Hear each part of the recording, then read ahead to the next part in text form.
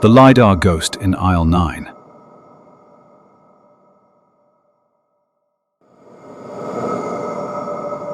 The facility. At the edge of an industrial zone outside Toulon, far from the city lights and tourist coast, stood a warehouse that did not officially exist on public maps. From the outside, it looked ordinary. Concrete walls, no obvious branding, no windows worth noticing. Only fences, floodlights, and access gates stayed locked day and night.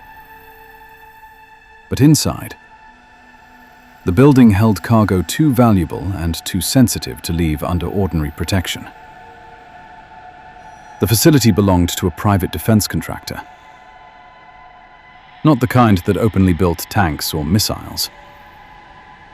This one handled sealed electronic systems, guidance modules, avionics hardware, night vision assemblies. Military-grade sensor packages await transfer to ports, air bases, and testing grounds. Everything inside was tracked, restricted, and documented. That was why the company had installed something far more advanced than ordinary cameras and motion detectors.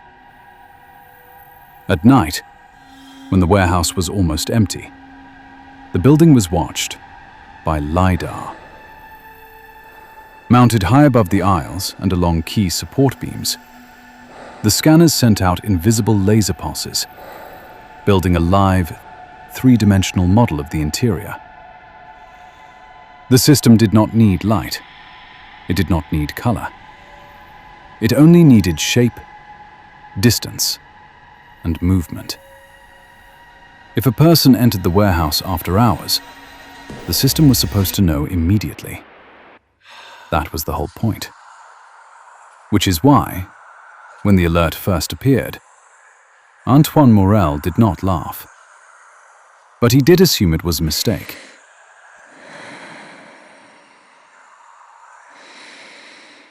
The first alert. Antoine worked nights as the site systems technician. He was methodical, skeptical, and not naturally superstitious. He trusted logs, hardware, calibration reports, and things that could be tested twice. At 3:12 a.m., while reviewing diagnostics in the control room, he saw a yellow warning appear on the security panel. Unauthorized person detected. Aisle 9. He immediately turned to the warehouse map. A single upright marker glowed near the center of aisle 9. Estimated height, 1.78 meters. Posture, stationary. Confidence, 88%. Antoine switched to the nearest camera feed. Nothing. Only a long industrial aisle lined with steel racks, shadowed crates, and low emergency lighting. Nobody. No movement. No shadow. He called the night guard. The guard's name was Marc Laurent, an older man with the tired face of someone who had spent too many years in silent buildings, full of humming electricity. "Marc," Antoine said, "I have a live person flag in aisle 9. The radio crackled. Then Marc answered in a flat voice. "Again?" Antoine frowned. "Again?" A pause. Then Marc said, "It has been happening for days." That bothered Antoine immediately. Marc took his flashlight and went to check. From the camera views, Antoine watched him cross the main floor and enter aisle 9 from the south end. The flashlight beam moved across shelving, crates and concrete. Nothing was there. Marc stopped in the exact spot where the LiDAR marker still showed the standing figure. "There is nobody here," he said quietly. Antoine looked back at the screen. The marker remained exactly where it was. Same location, same height, same stillness. As if something invisible was standing inches from Mark, perfectly calm. Antoine logged it as a likely false positive. But the next night, at 3:12 a.m., it happened again. Same aisle, same height, same place. And again the night after that. Always aisle 9. Always one figure. Always 3:12 a.m. Never early, never late. As the nights passed, the strange part was not that the system saw someone. The strange part was that it saw the same someone. Why, it should have been a glitch. At first, Antoine tried to explain it away. And to be fair, he had good reasons. LiDAR systems were powerful, but not magical. In a warehouse like this, there were plenty of things that could create bad returns. Glossy anti-static wrapping, reflective metal edges, narrow aisle geometry, dust suspended in moving air, stacked crate corners. Repeated structural patterns could confuse the point cloud. False positives were real. A scanner could momentarily classify an object as human if enough reflected points lined up in the wrong way. But those errors were usually brief, random, messy. This was none of those things. Antoine pulled archived scan records from the previous 2 weeks and overlaid them on the warehouse map. The result made him sit up in his chair. The point cloud data was almost identical night after night. Not just similar, identical in a way that real noise should not have been. The figure always occupied the same footprint, the same height, the same rough shoulder width, the same upright posture. It looked less like a scanner discovering a new anomaly each night, and more like a scanner remembering something that had once been there. Antoine reported it to operations manager Claire Dumas before dawn. Claire listened, skimmed the data, and gave the same answer any rational manager would give. "Then recalibrate the zone," she said. "Clean the housings, rerun the mapping, check the airflow, and see whether aisle 9 has some kind of environmental interference." Antoine did exactly that.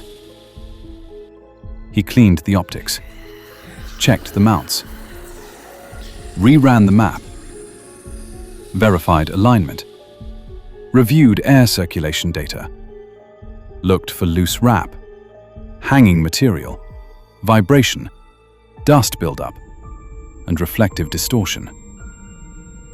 By the end of the night, aisle 9 was one of the cleanest scanned sectors in the entire building. At 3:12 a.m., the alert returned. This time, the confidence rating rose to 92%. That was the moment Antoine stopped calling it a glitch.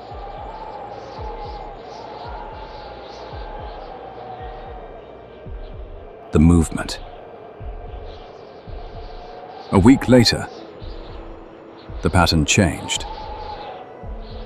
At 3:12 a.m., the marker appeared as usual in aisle 9. But this time, it did not remain still. Antoine watched the screen. The figure moved forward by 1 meter, then stopped. His skin tightened. He switched through 3 different camera angles. Nothing. The aisle remained empty. But on the LiDAR map, the figure had clearly taken a step. Then another. Slow, measured, deliberate. The system updated. Subject in motion. Antoine grabbed the radio. "Mark, aisle 9. Now." "I'm moving." Antoine watched Mark's location marker approach from the west corridor. The other figure stopped halfway down aisle 9, as if waiting for him. Mark entered the aisle with his flashlight in one hand, and his shoulder radio clipped high against his jacket. "There is nothing here," Mark muttered. "Keep going," Antoine said. Mark took a few more steps. Then he stopped. The radio stayed silent for 2 seconds. Then Mark said, in a voice Antoine did not like at all, "Do you smell that?" Antoine checked the air sensors. "No." "Smell what?" Mark breathed in sharply. "Wax," he said. "Hot wax. And sweat." A pause. "No. Not just sweat. Like somebody has been standing too close for too long. Like a body in a closed room." Antoine stared at the camera feed. Mark was alone. Then Mark slowly turned his flashlight to the side. "The air just changed," he whispered. "There is cold air in here." The flashlight beam moved across the shelving. Still nothing. Then, faintly over the open radio, Antoine heard something else. Not words. Not exactly. A low, dragging sound. Thin. Uneven. Almost like breath forced through a damaged throat. "Mark," Antoine said sharply. No answer. Then one of the hanging plastic strips in the cross aisle began to sway. There was no reason for it to move. The ventilation was stable. The aisle doors were shut. And yet the strip moved once. Then again. As if something had just passed it. Mark goes down. On the LiDAR display, the figure began moving toward Mark. Fast. Much too fast. It crossed the aisle in less than a second. Mark jerked backward, swinging the flashlight into empty darkness. "I heard footsteps!" Antoine's voice rose. "Get out of there!" Mark backed up another step. Then, all at once, the flashlight beam snapped sideways as if his arm had been struck. Mark slammed into the shelving with a metallic crash. The radio burst with static and a sharp choking sound. For 1 second, the camera showed Mark upright. The next second, he hit the floor hard enough that Antoine heard the impact through the microphone. "Mark!" No answer. Antoine shot out of his chair. On the LiDAR map, Mark's marker was down near the shelf line. The second figure stood over him. Still. Perfectly still. As if it had only wanted him on the ground. Sophie Martin. The remote monitoring analyst came over comms at once. "I'm patched in. The camera sees Mark down. There is no visible second body." Antoine did not wait for orders. He grabbed a handheld light and ran. By the time he reached aisle 9, Mark was half conscious, pale, breathing hard, and dragging himself backward across the concrete. His flashlight lay several feet away.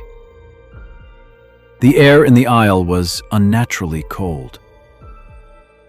Not cool, cold. The kind of cold that feels wet on the skin. And the smell was there too now.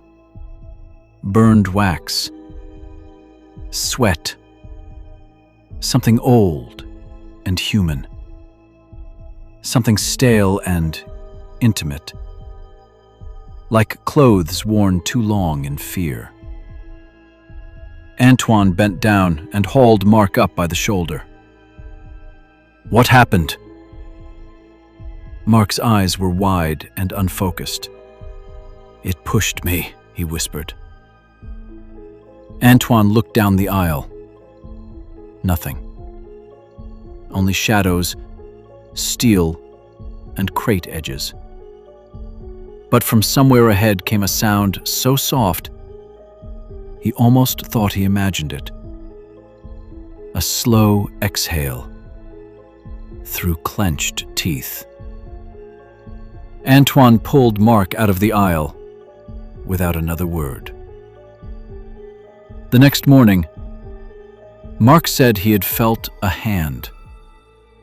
Not a blow, not a stumble.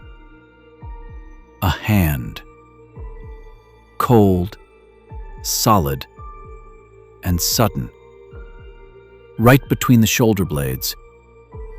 Hard enough to throw him forward.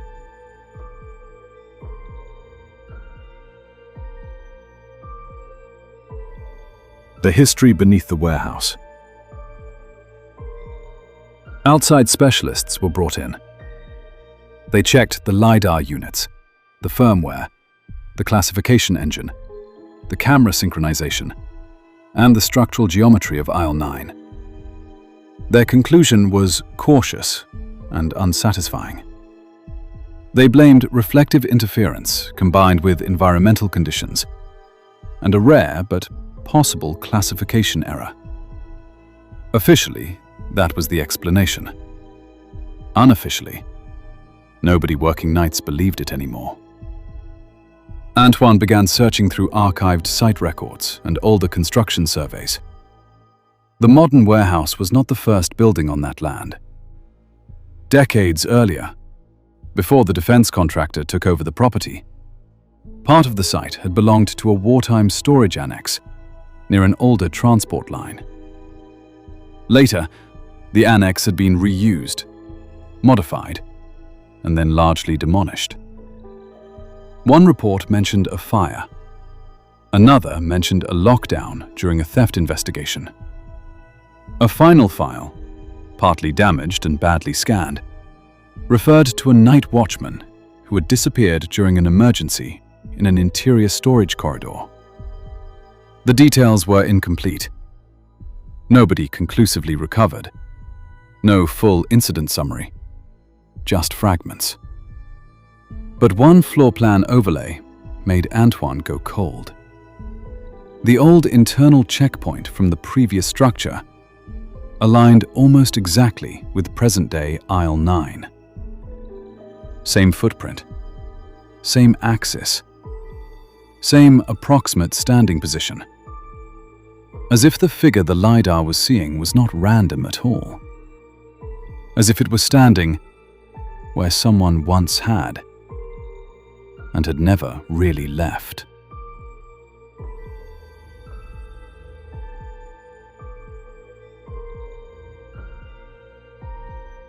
Antoine enters aisle 9. After Mark refused to enter aisle 9 again, Antoine made the choice himself. If the scanner was truly seeing something, then he wanted to be there when it happened. He entered the warehouse just before 3:12 a.m., wearing a body camera, a headset, and a chest lamp, and carrying a tablet linked directly to the raw LiDAR point cloud. Sophie monitored remotely. Claire stayed on comms from the control room. Nobody approved of what Antoine was doing. He did it anyway. He reached aisle 9 at 3:11 a.m. The aisle was still. Silent. Too silent. His own breathing sounded wrong in the headset. Too loud for such a large place. At 3:12 a.m., the second figure appeared on the tablet screen. 6 meters ahead. Standing in the usual place. Antoine lifted his light. Nothing visible. Only racks. Crates. Darkness. But on the tablet, the point cloud formed the same upright shape. Head. Shoulders. Torso. Arms hanging low. He took one step forward. The figure remained still. Another step. Still nothing visible to the eye. Then the air changed around him. The cold arrived first, sliding across the left side of his neck and face like fingers dipped in ice water. Then came the smell. Wax. Sweat. And beneath that, something like extinguished candles in a stone room, after too many frightened people had once gathered there. Antoine stopped breathing for a second. In his earpiece, Sophie whispered, "Antoine, your audio picked up something." "What?" A pause. Then Sophie answered quietly, "Whispering."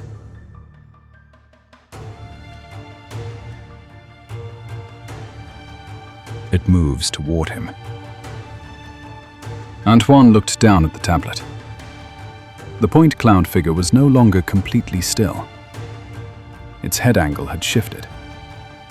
Not much. Just enough to suggest that it was looking at him. Then one arm rose slowly. Not naturally. Not smoothly. The limb assembled itself in fragments, as if the scanner could only catch pieces of the movement between pulses. For a single frame, the classification label failed. Person changed to unknown vertical mass. Then no match. Then back to person. Antoine heard it then. Not through the radio. In the aisle itself. A sound like a damp shoe scraping lightly across concrete. Then another. The figure began to walk toward him. He could see nothing in front of him, but on the tablet it was clearly advancing. One step. Another. Closer every second. The whispers grew louder. Not understandable. Not language. Just broken breath.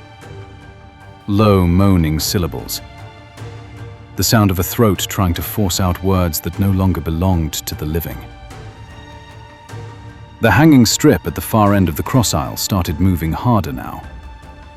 No longer swaying, but snapping sharply, as if air were rushing past it. Antoine backed up. The cold moved with him. Then something brushed his sleeve. He spun his light toward it. Nothing. When he turned back, the point cloud figure had closed half the distance. Too fast. far too fast. Sophie's voice broke through, panicked now. "Antoine! Move!"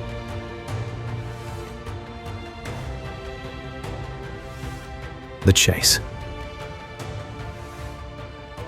Antoine turned and ran. His boots hit the concrete so hard, the sound echoed through the shelves like gunfire. The tablet screamed a proximity alarm in his hand. Behind him, over the pounding of his own feet, he heard something else. Not footsteps, exactly. More like uneven dragging and sudden bursts of motion, as though something were throwing itself forward in pieces.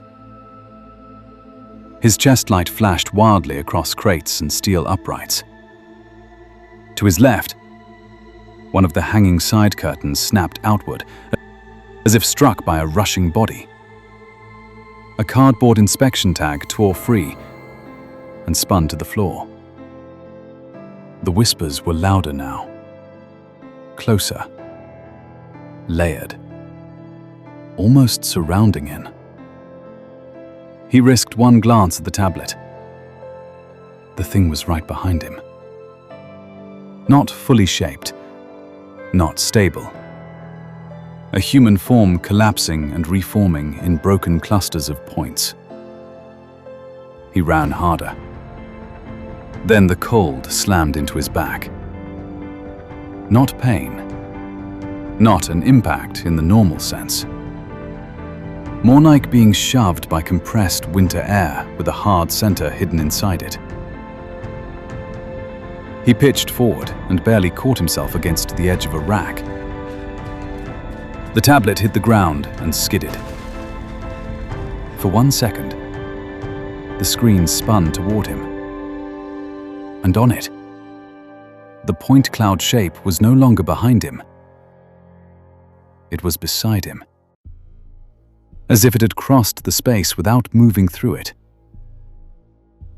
Antoine grabbed the tablet and stumbled into the main corridor. The proximity alarm stopped immediately. He looked down. The figure had returned to aisle 9, standing in its original position, perfectly still, as though the chase had never happened, as though it had only come out far enough to remind him that it could. The final log. The official report blamed sensor interference, multipath reflections, reflective wrap, dust drift, environmental classification instability.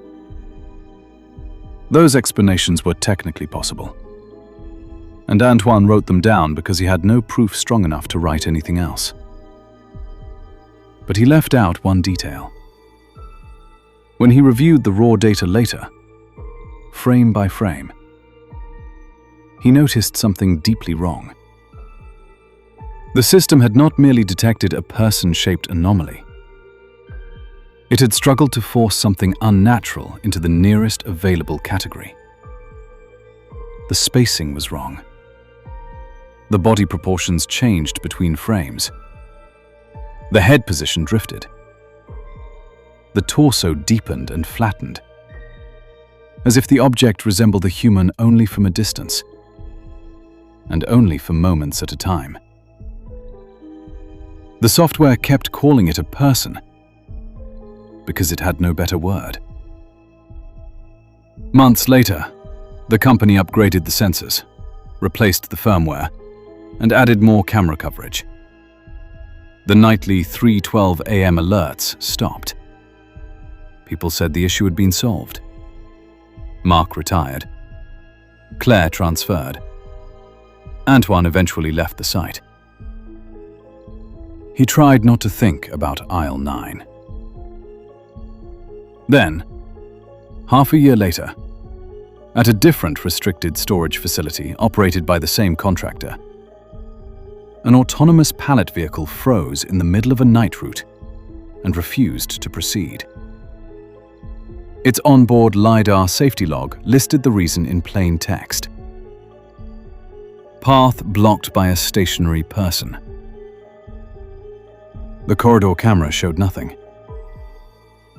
The timestamp was 3:12 a.m., and the measured height was exactly the same,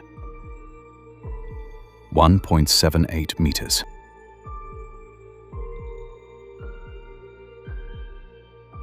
LiDAR is a real technology used in warehouses, robotics, and high-security facilities for obstacle detection and spatial mapping. It works by sending out laser pulses and measuring how they reflect back. False positives are real.